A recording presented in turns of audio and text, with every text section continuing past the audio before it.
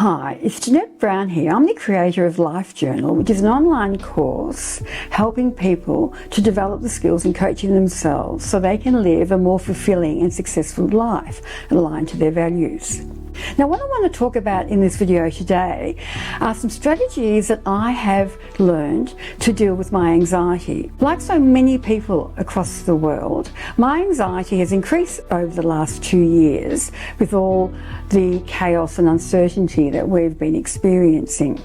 Now, the strategies I want to talk about come from 2 books that I have read. Now, these strategies are really effective, and I can tell you they have helped me very much with my anxiety. The first book is called Unminding Anxiety by Dr. Judson Brewer, Dr. Judd as he is known, who is an addiction psychiatrist and neuroscientist from the USA. Now, he specialises in habit change and anxiety.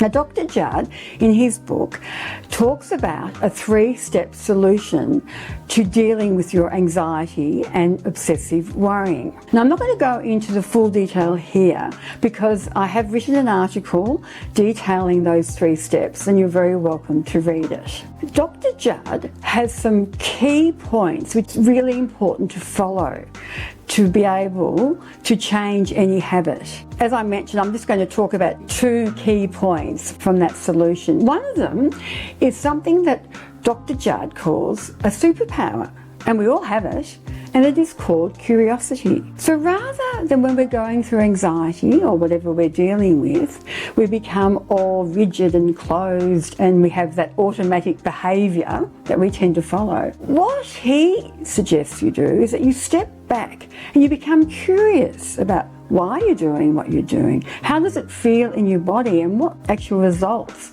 are you getting from that behaviour? So I suppose what we would actually call being a form of mindful awareness combined with curiosity in looking at our behaviour and the results we're getting. Dr. Judd talks about mapping your mind. And this is a key step in his solution. Now, when you map your mind, you look at why you're doing what you're doing. So there are 3 elements to a habit. There's the trigger, the behaviour, and the result or the reward. And what he suggests that you do is that you go through all those elements and actually look at what are you getting from that behaviour? What is the trigger? When does that anxiety happen? When does that worrying, that cycle of worrying occur? So when I first read the book and started following his steps, I looked at the trigger for my anxiety. And what I realised that when I'm very anxious and worrying and having that cycle of worry and not being able to get that out of my head, it's actually not about the worry itself. It's actually at certain times when I'm anticipating something like an important function I'm going to, an important event, a social activity, or even when I'm getting ready to go travelling, which I do quite often. So it was a form, or it is a form of anticipatory anxiety that I had. So I thought that was a very interesting and curious fact from my part. The other aspect to it was, how do I feel in my body when I'm having these worrying thoughts and all that? And I see that my actually heart begins to beat faster and my stomach churns. Now, they're not so obvious and I notice this all the time, but they're there. So it's really when you begin to observe your behaviour and really the rewards you're getting from that behaviour that you can see what he means by putting that mindful awareness in and curiosity, and also being kind to yourself with all of this.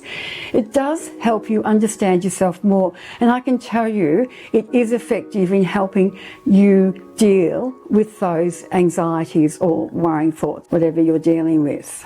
Now, the other book I read is by Sarah Wilson, who is a thought leader. She's been a journalist for years. She's in social media and a climate activist. Now, the book is called First We Make the Beast Beautiful, and Sarah is a fellow sufferer of anxiety herself. Now, in the book, she researches really well and interviews mental health experts, psychiatrists, psychologists, and really has excellent strategies in dealing with anxiety. But what I particularly love about this book is that Sarah reframes the way we traditionally look at anxiety. And what she says, if we can investigate our anxiety, accept our anxiety, we can actually learn to live a richer and more fulfilling life, learn more about ourselves, about the world around us, and in fact thrive with anxiety. So it's a very interesting viewpoint, which I think goes well also with Dr. Judd's solution. So look, I would highly recommend you reading these books if you are dealing with any form of anxiety. They have certainly helped me, and I hope you've gained a little bit from this video.